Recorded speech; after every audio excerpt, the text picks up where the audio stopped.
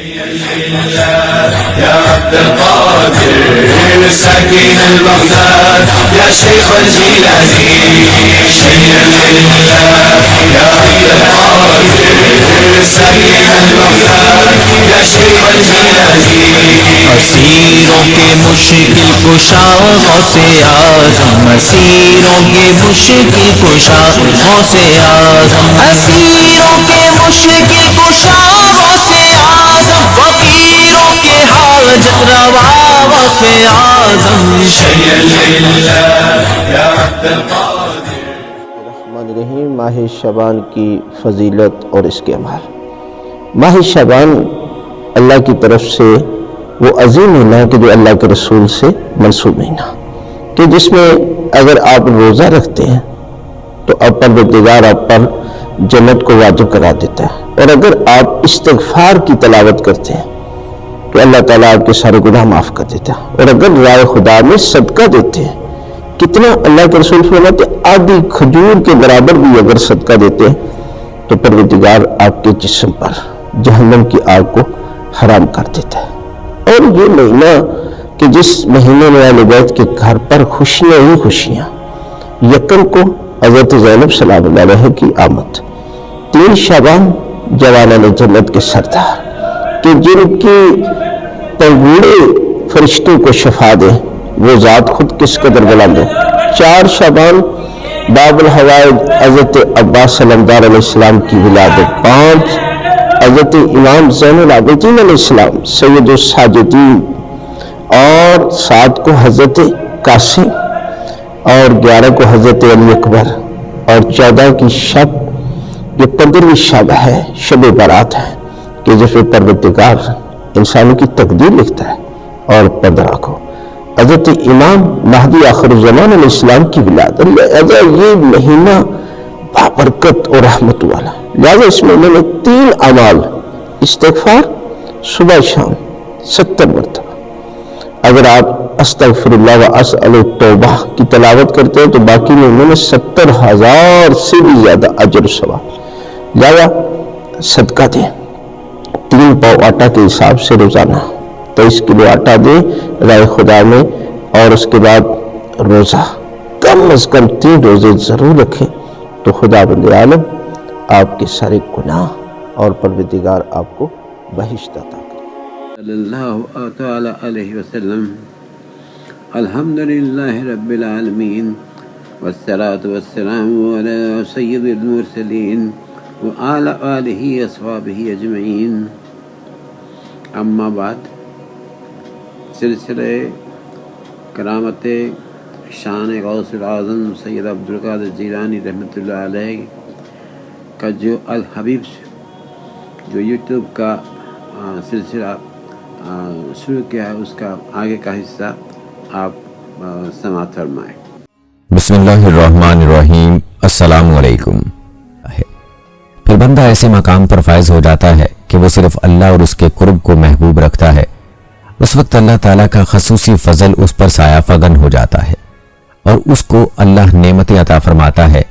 اور اللہ اس پر اپنی رحمت کے دروازے کھول دیتا ہے، اور اس سے وعدہ کیا جاتا ہے کہ رحمت الہی کے یہ دروازے کبھی اس پر بند نہیں ہوں گے. اس وقت وہ اللہ کا ہو کر رہ جاتا ہے، اس کے ارادے سے ارادہ کرتا ہے، اور اس کے تدبر سے تدبر کرتا ہے، اس کی چاہت سے چاہتا ہے، اس کی رضا سے راضی ہوتا ہے، اور صرف اللہ عز و جل کی حکم کی پابندی کرتا ہے. حضرت سیدنا شیخ عبدالقادر جیلانی رحمۃ اللہ علیہ ارشاد فرماتے ہیں کہ جب اللہ تعالیٰ اپنے بندے کی کوئی دعا قبول فرماتا ہے اور جو چیز بندے نے اللہ تعالیٰ سے طلب کی وہ اسے عطا کرتا ہے تو اس سے ارادہ خداوندی میں کوئی فرق نہیں آتا، اور نہ نوشتہ تقدیر نے جو لکھ دیا ہے اس کی مخالفت لازم آتی ہے، کیونکہ اس کا سوال اپنے وقت پر رب تعالیٰ کے ارادے کے موافق ہوتا ہے، اس لیے قبول ہو جاتا ہے، اور روز ازل سے جو چیز اس کے مقدر میں ہے وقت آنے پر اسے مل کر رہتی ہے. اللہ کے محبوب دانائے غیوب صلی اللہ علیہ وآلہ وسلم نے ایک اور جگہ ارشاد فرمایا، اللہ پر کسی کا کوئی حق واجب نہیں ہے، اللہ جو چاہتا ہے کرتا ہے، جسے چاہے اپنی رحمت سے نواز دے اور جسے چاہے عذاب میں مبتلا کر دے. عرش سے فرش اور تحت و تسرا تک جو کچھ ہے وہ سب کا سب اللہ کے قبضے میں ہے، ساری مخلوق اسی کی ہے. ہر چیز کا خالق وہی ہے، اللہ کے سوا کوئی پیدا کرنے والا نہیں ہے، تو ان سب کے باوجود تو اللہ کے ساتھ کسی اور کو شریک ٹھہراتا ہے۔ اللہ جسے چاہے اور جس طرح چاہے حکومت و سلطنت عطا کرتا ہے، اور جس سے چاہتا ہے واپس لے لیتا ہے، جسے چاہتا ہے عزت دیتا ہے اور جسے چاہتا ہے ذلت میں مبتلا کر دیتا ہے۔ اللہ کی بہتری سب پر غالب ہے اور وہ جسے چاہتا ہے بے حساب روزی عطا فرماتا ہے۔ حضور سیدنا محی الدین عبد القادر جیلانی رحمۃ اللہ علیہ نے ارشاد فرمایا، پروردگار سے اپنے سابقہ گناہوں کی بخشش اور موجودہ اور آئندہ گناہوں سے بچنے کے سوا اور کچھ نہ مانگ۔ حسن عبادت، احکام الہی پر عمل کر، نافرمانی سے بچنے، قضاء و قدر کی سختیوں پر رضامندی، آزمائش میں صبر، نعمت و بخشش کی عطا پر شکر کر، خاتمہ بالخیر اور انبیاء علیہ السلام، صدیقین، شہداء، صالحین جیسے رفیقوں کی رفاقت کی توفیق طلب کر،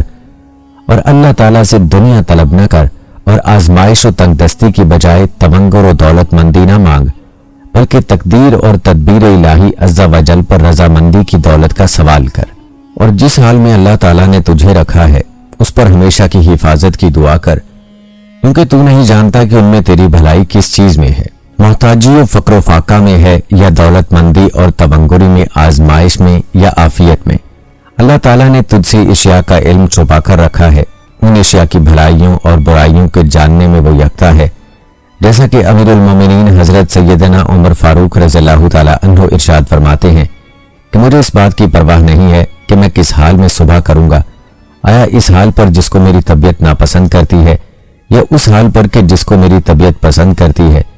کیونکہ مجھے معلوم نہیں کہ میری بھلائی اور بہتری کس میں ہے۔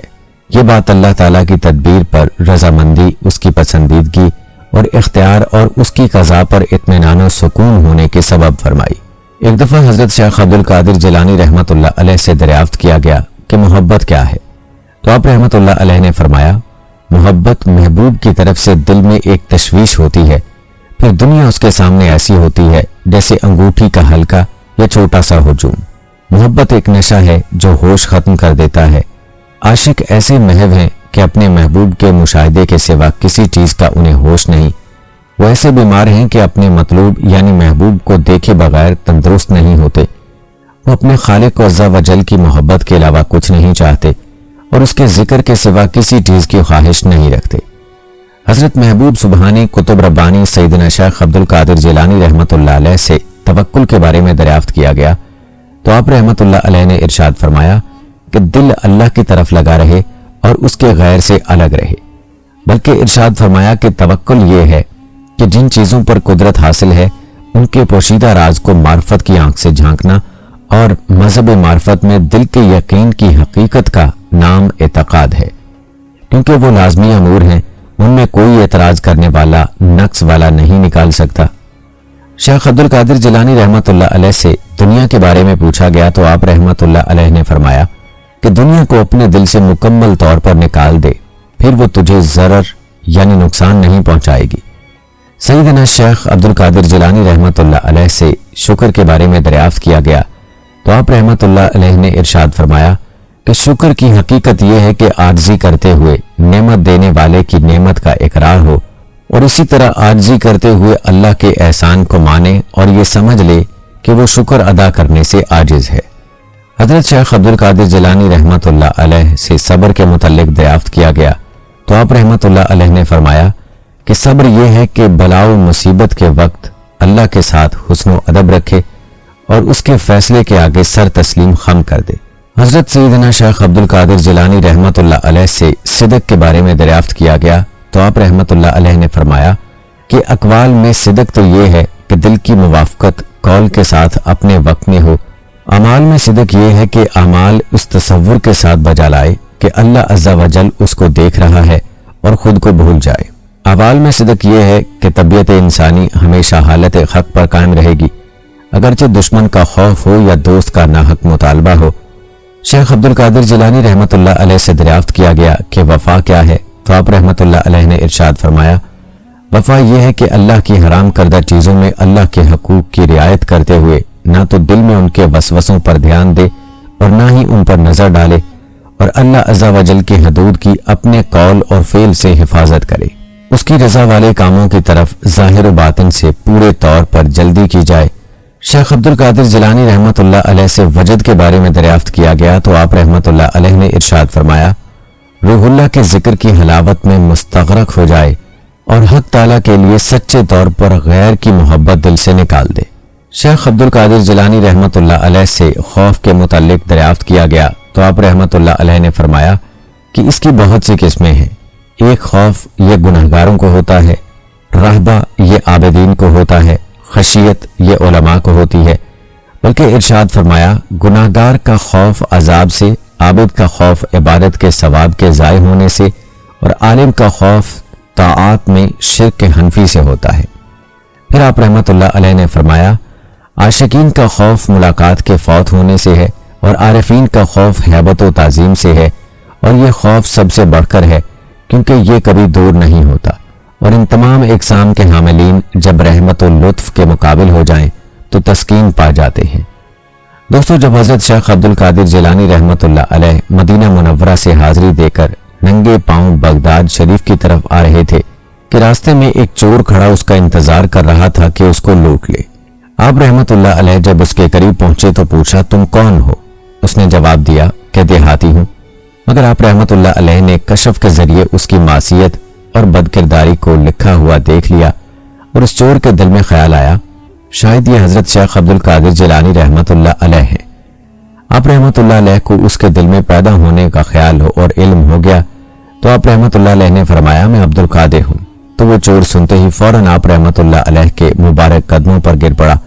اور اس کی زبان پر یا سیدی عبد القادر یعنی اے میرے سردار عبد القادر میرے حال پر رحم فرمائیے جاری ہو گیا۔ آپ کو اس کی حالت پر رحم آ گیا اور اس کی اصلاح کے لیے بارگاہ الہی میں متوجہ ہوئے تو غیب سے ندا آئی، اے غوث اعظم اس چور کو سیدھا راستہ دکھا دو اور ہدایت کی طرف رہنمائی فرماتے ہوئے اسے قطب بنا دو۔ چنانچہ آپ کی نگاہ فیض رساں سے وہ قطبیت کے درجے پر فائز ہو گیا۔ حضرت عبد الملک زیال رحمۃ اللہ علیہ بیان کرتے ہیں کہ میں ایک رات شیخ عبد القادر جیلانی رحمۃ اللہ علیہ کے مدرسے میں کھڑا تھا۔ آپ رحمۃ اللہ علیہ اندر سے ایک عصا دست اقدس میں لیے ہوئے تشریف فرما ہوئے۔ میرے دل میں خیال آیا کہ کاش حضور اپنے اس عصا سے کوئی کرامت دکھلائیں۔ ادھر میرے دل میں یہ خیال گزرا اور ادھر حضور نے عصا کو زمین پر گاڑ دیا تو وہ عصا مثل چراغ کے روشن ہو گیا اور بہت دیر تک روشن رہا۔ پھر حضور نے اسے اکھیڑ لیا تو وہ عصا جیسا تھا ویسا ہو گیا۔ اس کے بعد حضور نے فرمایا بس اے زیال تم یہی چاہتے تھے۔ ایک مرتبہ رات میں سرکار بغداد حضرت شیخ عبد القادر جیلانی رحمۃ اللہ علیہ کے ہمراہ شیخ احمد رفاعی اور عدی بن مسافر رحمۃ اللہ علیہ حضرت سیدنا امام احمد بن حنبل رحمۃ اللہ علیہ کے مزار پر انوار کی زیارت کے لیے تشریف لے گئے، مگر اس وقت اندھیرا بہت زیادہ تھا۔ حضرت شیخ عبد القادر جیلانی رحمۃ اللہ علیہ ان کے آگے آگے تھے۔ آپ جب کسی پتھر، لکڑی، دیوار یا قبر کے پاس سے گزرتے تو اپنے ہاتھ سے اشارہ فرماتے تو اس وقت آپ رحمۃ اللہ علیہ کا ہاتھ مبارک چاند کی طرح روشن ہو جاتا تھا، اور اس طرح وہ سب حضرات آپ کے مبارک ہاتھوں کی روشنی کے ذریعے حضرت سیدنا امام احمد بن حنبل رحمۃ اللہ علیہ کے مزار مبارک تک پہنچ گئے۔ اسی طرح حضرت شیخ عبد القادر جیلانی رحمۃ اللہ علیہ کے صاحبزادے حضرت سیدنا عبد الرزاق رحمۃ اللہ علیہ فرماتے ہیں کہ میرے والد گرامی سیدنا شیخ محی الدین عبد القادر جیلانی رحمۃ اللہ علیہ ارشاد فرماتے ہیں کہ میں ایک رات جامع منصور میں نماز پڑھتا تھا کہ میں نے ستونوں پر کسی شے کی حرکت کی آواز سنی، پھر ایک بڑا سانپ آیا اور اس نے اپنا منہ میرے سجدے کی جگہ میں کھول دیا۔ میں نے جب سجدے کا ارادہ کیا تو اپنے ہاتھ سے اس کو ہٹا دیا اور سجدہ کیا۔ پھر جب میں اتحیات کے لیے بیٹھا تو وہ میری ران پر چلتے ہوئے میری گردن پر چڑھ کر اس سے لپٹ گیا۔ جب میں نے سلام پھیرا تو اس کو نہ دیکھا۔ دوسرے دن میں جامع مسجد سے باہر میدان میں گیا تو ایک شخص کو دیکھا جس کی آنکھیں بلی کی طرح تھیں اور قد لمبا تھا، تو میں نے جان لیا کہ یہ جن ہے۔ اس نے مجھ سے کہا میں وہی جن ہوں جس کو آپ رحمۃ اللہ علیہ نے کل رات دیکھا تھا۔ میں نے بہت سے اولیاء کرام رحمۃ اللہ عالمین کو اس طرح آزمایا ہے جس طرح آپ رحمۃ اللہ علیہ کو آزمایا۔ ربنا آتنا فی الدنیا حسنۃ وفی الآخرۃ حسنۃ وقنا عذاب النار۔ رتبہ یہ ولایت میں کیا غوث نے پایا ہے، رتبہ یہ ولایت میں کیا غوث نے پایا ہے۔ اللہ نے ولیوں کا سلطان بنایا ہے، اللہ نے ولیوں کا سلطان بنایا ہے دست علی سر پر حسنین کا سایہ ہے دست علی سر پر حسنین کا سایہ